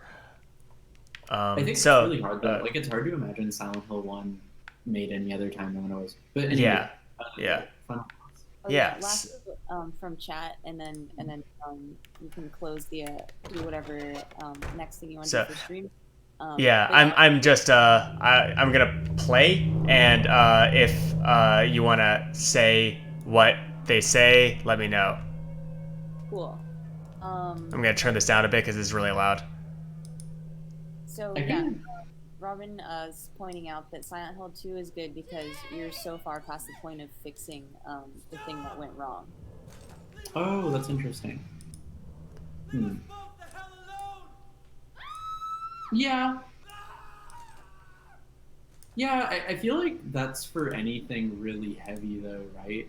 Like if you're dealing with like the death of a loved one, or like murder, or like cardinal sins, Oh or yeah. something. Also now content warnings in effect. There's going to be a lot of blood and body horror, just for warning. Oh, that's interesting. Yeah. Yeah. Also, tell me how my levels are because it's really loud on my end. But I was weak. That's why I needed you. Yeah, I don't know. I mean, I think that's really interesting Someone to punish me from for my Robin. sins. I wonder what like the limitations on that are. Though. I know the truth. Now it's time to end this. so this is not the final boss. This is the Pyramid Head fight before the final boss. Gonna switch to my rifle. Yeah, they add the addendum, or you're past the point of fixing the bad thing that happens specifically in the town. Oh. Let me see. Also, there is. I don't remember if there was anything I've missed in here. Oh yeah, there was some discussion earlier of the symbolification of Pyramid Head. I don't know if we want to cover that formally. Oh yeah. So is Nolan in chat? Nolan is not in chat, unfortunately. Damn it. But that just goes to show that there are a lot of people interested in this topic. Yeah. I love the biblification of Pyramid Head. So, like, I think that people forget a lot of the time is that Pyramid Head in 2 is, like, kind of dumpy. Like, he's just, like, a dude with a spear in a sack with a hat on. You know? Like, he's scary. But he's also, like, he's not cut the way that he is these days. Pyramid Head as a himbo. Yeah. Yeah, I think it's really interesting how they tried to like reinvent Pyramid Head. Like, Yeah. Downpour had a new version. Yeah. Homecoming had some. Yeah, and like the movies, I think both had. Homecoming. Oh, Homecoming didn't have a new Pyramid Head, but one of the endings, one of the bad endings. You become a Pyramid Head. God, I hate that so much. It's like the worst way of dealing with any of that. Yeah, I don't know. I really, not that interested in the cult, but I am interested in like their, like what they follow. I really like the, I don't know how to pronounce the name, but it's like Suchilbara? No, like. Oh, Valtiel? Valtiel, thank you. Yeah, Valtiel is one of my favorite characters in the series, probably. Yeah, I think you mentioned this where, like, you know, whenever Valtiel appears in the third, they're, like, turning a contraption valve, of sorts, yeah. like, opening the gates of hell. Yeah. And that's, like, really strong. Yeah, 3 has a lot more explicit, like, hell metaphors, you know, like, it's very, like, the Christian-ass Christian vision of hell. Where do I go from here? Wait, where are you at? Just beat the twin pyramid heads. You have to pick up the eggs from them. I got that. Is this it? Yeah, I don't know. Also, something small worth mentioning. This is that thing that is interesting. Oh, okay. Yeah. So this is James, like, flashbacking to when his wife was sick. And I want to see something about this also. Between the disease and the drugs, you look like a monster. What are you looking at? Get the hell out of here! Leave me alone already. No use to anyone. I'll be dead soon anyway. Maybe today. Maybe tomorrow. It'd be easier if they'd just kill me. But I guess the hospital is making a nice profit off me. They want to keep me alive. Are you still here? I told you to go. You deaf? Don't come back. James. Okay. Wait. Oh, could you possibly turn the game volume up a bit? Go. Sure. Stay with me. I said. Please, James. So yeah, Okay. when Tell me I'm not. when we were playing this last night, she said, "Please don't go," just as I exited the door, and I wanted to see if that was like a thing that was triggered when you leave that hallway. But apparently it isn't. That's fine. So yeah, there's a really cool, like, we didn't really talk that much about like the camera in this game. It's very interesting, I think. Like, people kind of shit on fixed cameras a lot of the time, but I think that they are very effective if used well. I think that the cinematography in this game is like, one of the strongest parts. It's so good. How's my brightness also? Like, people in chat and Flan, can y'all see okay? The brightness looks good to me. Okay. I think the game volume might still be a little bit quiet. It's Okay. hard for me to tell 'cause I Yeah, have- it's like it was really loud for me, so I turned it way down. But I could turn it up. Chat is saying the brightness looks good. Chat, can you also let us know how the game volume is now? I have it muted.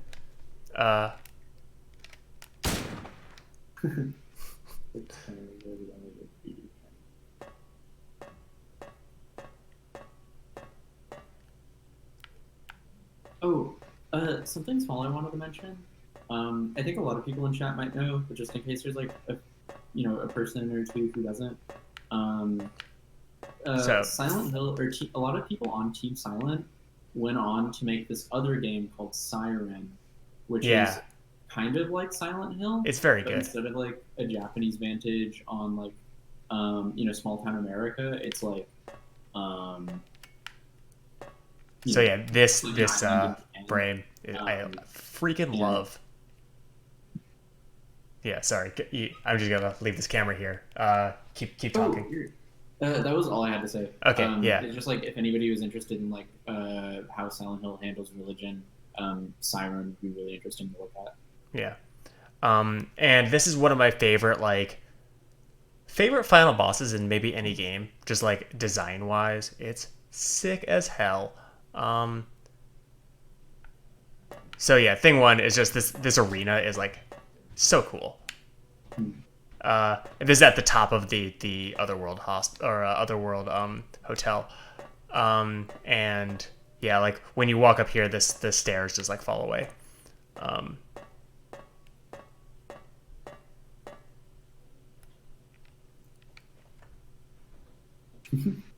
The stairs fall in such like a silly way too. It's like Mary? I really appreciate how okay they are with like being a video game, I guess. Yeah. Wrong again. Mary's dead. You killed her. So this is Maria. She's kind of like a ghost that's haunting you the whole time. Maria, I'm done with you. What do you mean? But I can be yours. I'll be here for you forever. And I'll never yell at you or make you feel bad. That's what you wanted. Now I understand. The problem is, you're not Mary. That's the problem. No, James. Get him. I won't let you. I'll never let you have your Mary back.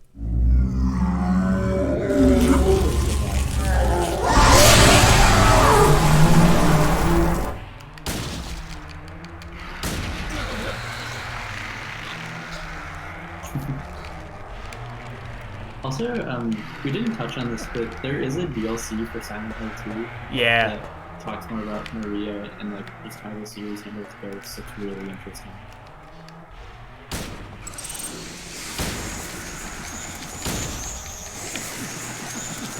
I love her moths. Yeah.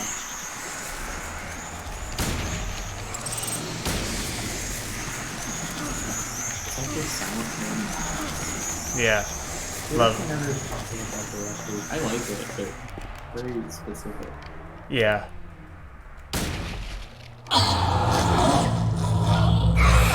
Okay, again, playing on easy.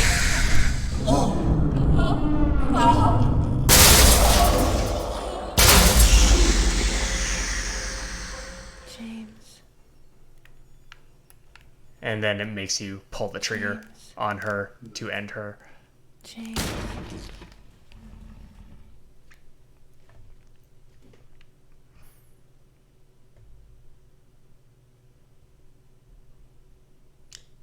Sad stuff incoming also if you are sensitive to that sort of stuff. Mary? James.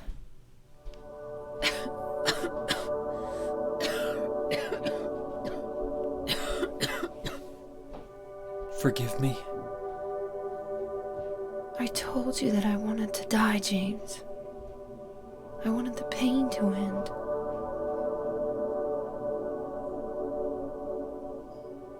That's why I did it, honey. I just couldn't watch you suffer.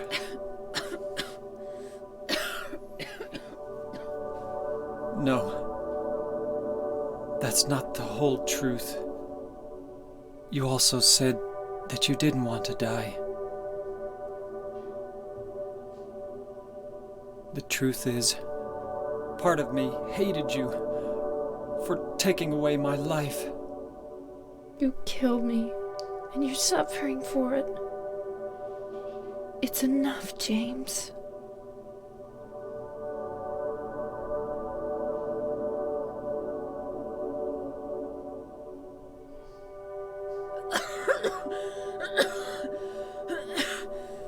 Mary? James.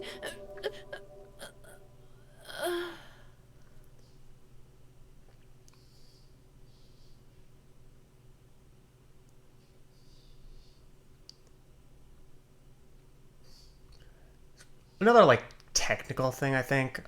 Sometimes there's just like, I don't know why exactly they do it, but I do like this kind of like weird removed camera angle that they do a lot, where like they're not really interested in what's going on people's faces. Yeah. Yeah, I agree.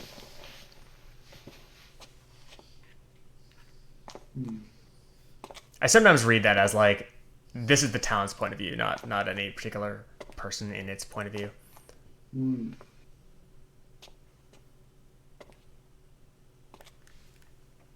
Oh. Okay. Not saying James doesn't suck, but I wouldn't. Now feel I comfortable understand calling him a murderer, the real reason I came to this which town. I think is. I wonder, I don't know. That's just what was like I a really, afraid of? Like, Without you, such a, Mary, It's too simple. I've got for one nothing. thing, I think, yeah, it's just like such a.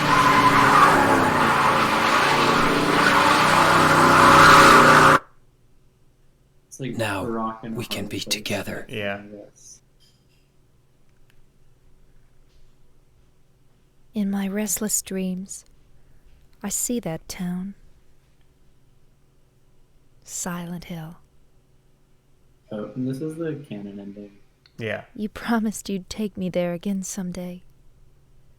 But you never did. Well, I'm alone there now. In our special place. Waiting for you. Waiting for you to come to see me. But you never do. And so I wait, wrapped in my cocoon of pain and loneliness.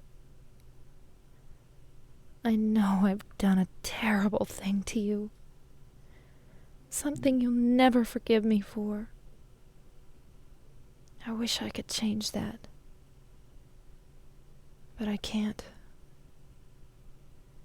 I feel so pathetic and ugly laying here, waiting for you. Every day I stare up at the cracks in the ceiling, and all I can think about is how unfair it all is. The doctor came today. He told me I could go home for a short stay. It's not that I'm getting better.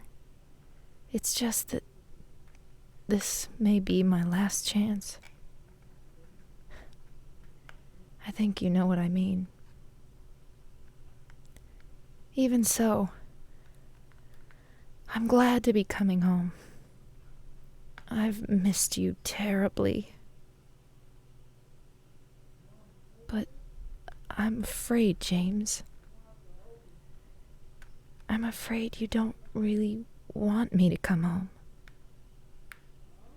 Whenever you come see me, I can tell how hard it is on you. I don't know if you hate me or pity me. Or maybe I just disgust you. I'm sorry about that. When I first learned that I was going to die, I just didn't want to accept it. I was so angry all the time, and I struck out at everyone I loved most. Especially you, James.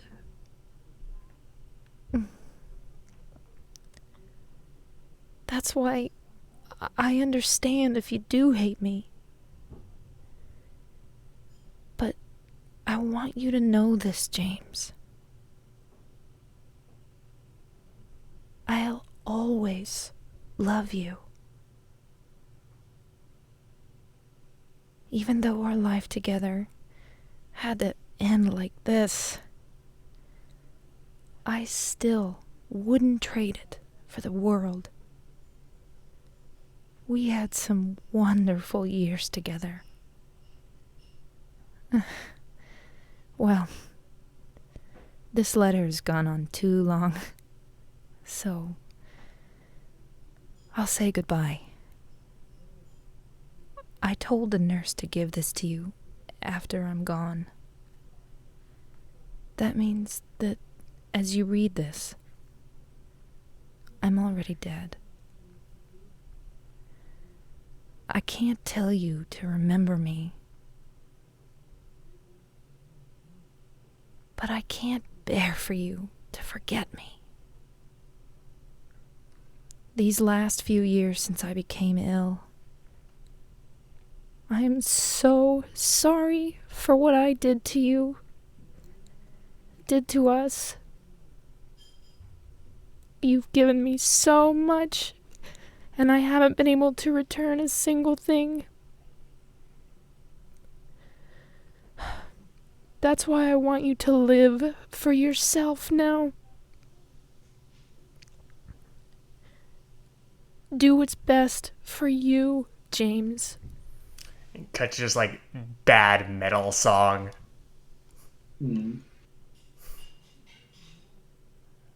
Oh, that was different cut.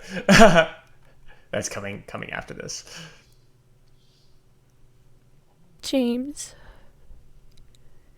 you made me happy.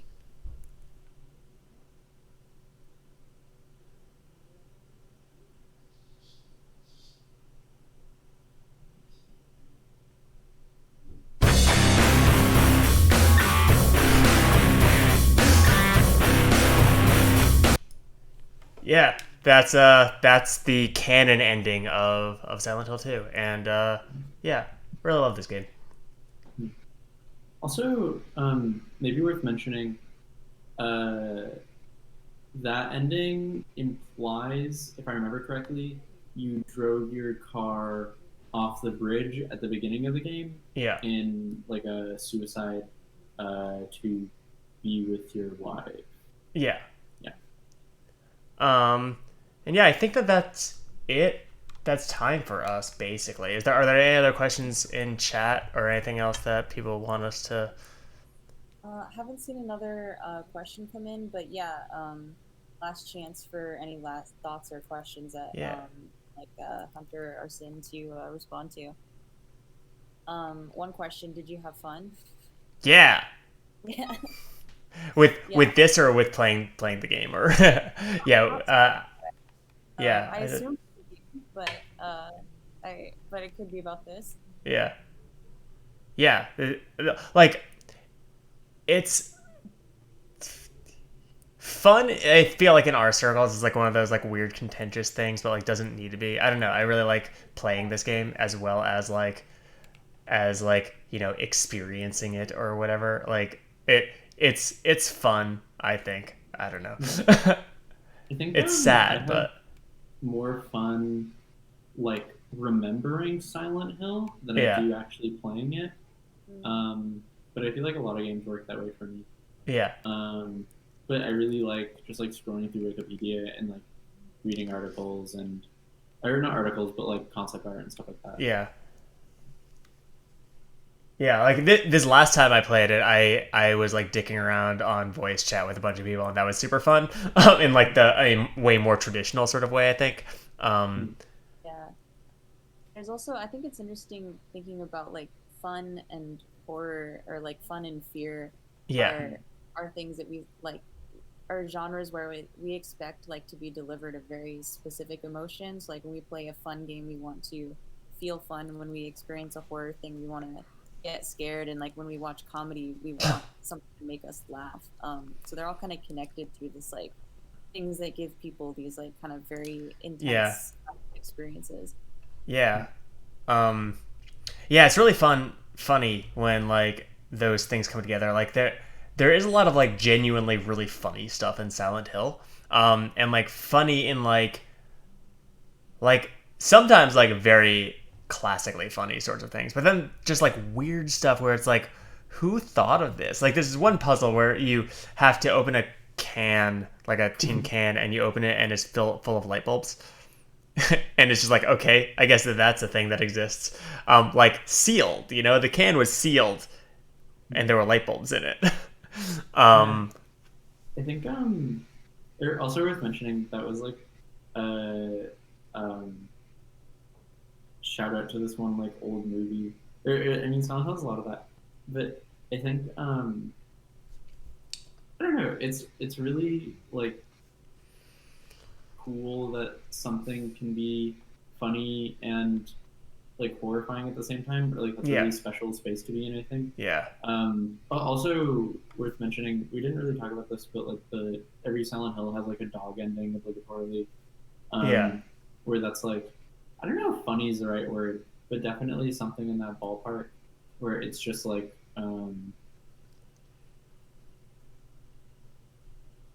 yeah, I don't know. It makes me smile, I guess. yeah. Take that as you will. I love the dog ending. It's very special. It's special.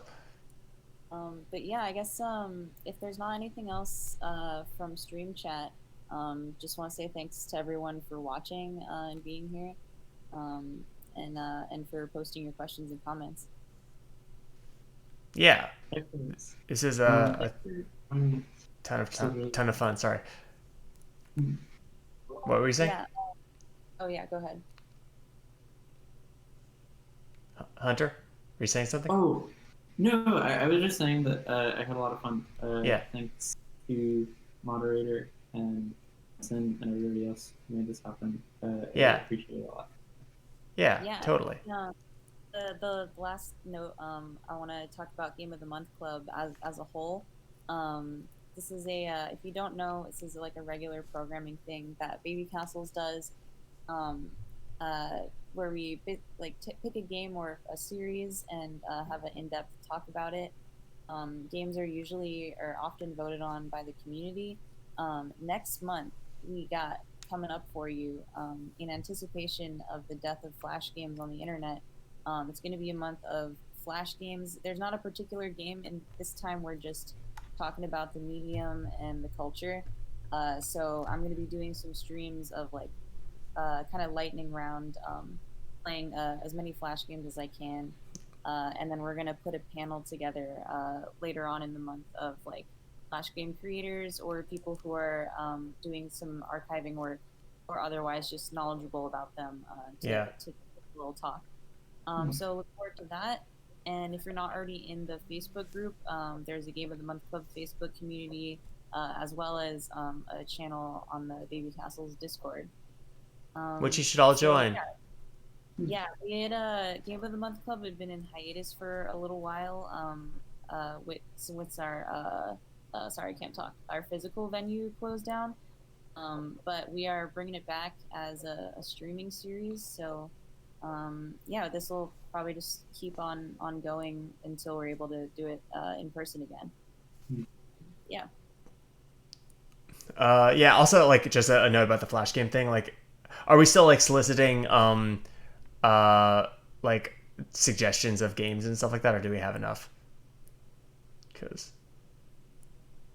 Yeah, so we like yes to both. We have a lot of Flash games on the list, but we're definitely still soliciting even more Flash games. Let me grab the link to that spreadsheet yeah, actually. like I was just gonna say, if you have a favorite Flash game or something like that, they think we should look at, Yeah, send it to Flan or put it on the sheet.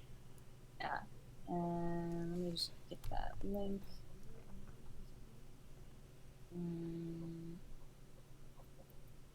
Here it is. So yeah, I'm just gonna try and play as many of these on stream as I can in the month of November, and hopefully we'll get through a lot of them. Very excited about that. Yeah. Anything you want to plug before we sign off, Hunter? Not particularly. This is really fun. Thanks for Yeah. having me. Yeah. We'll see you guys in the Discord, I guess. Yeah, totally. Join the Discord if you haven't.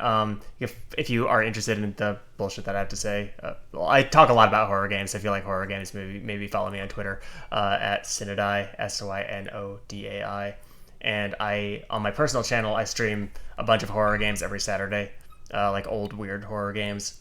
And this coming Saturday, which is Halloween, I'm doing a big, long, weird stream where we're gonna be doing a lot of weird stuff. Flan and I are doing a thing for that. It's gonna be absurd. So yeah. If like we are sad about not having stuff to do on Halloween, come on down. It's like a very long stream. Like, Yeah, I'm planning on starting around 6:30. So yeah, 6:30 until like 1 or 2.